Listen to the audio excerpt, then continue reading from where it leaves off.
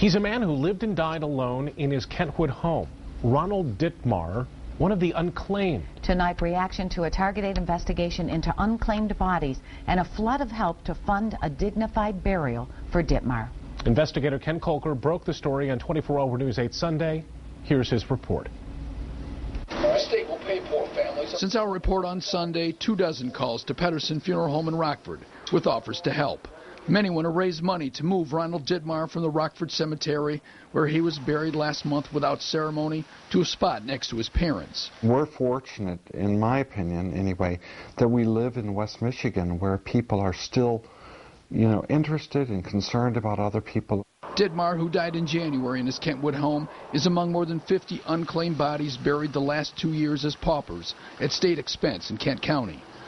David Pedersen has since tracked down his uncle in Florida, who isn't sure he wants to move the body next to his nephew's parents at the Georgetown Township Cemetery.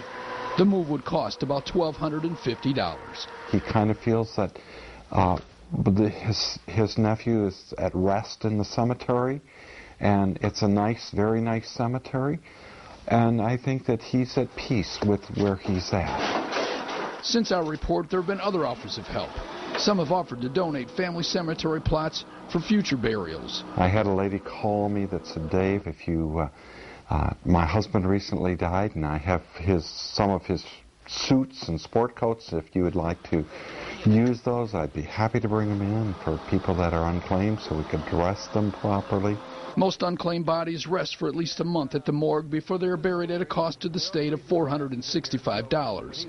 The city of Grand Rapids recently banned graveside services for the unclaimed after finding some families didn't claim them just to save funeral expenses. There was families that were trying to, go around the system, work the system, and so they had to establish guidelines. A local minister called Pedersen on Monday to offer last rites to the unclaimed. We may not know who that person is, but God knows who every person is. And it's just important that we give back to make somebody's last moments as dignified as possible.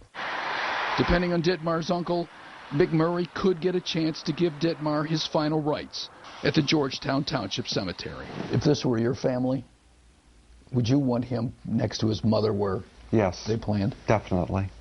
Definitely I would. Because that's where the family is. That's where their roots are. I would. If it were I, yes. Okay? I would do it. Okay. In a heartbeat. Ken Kolker, 24 Hour News 8.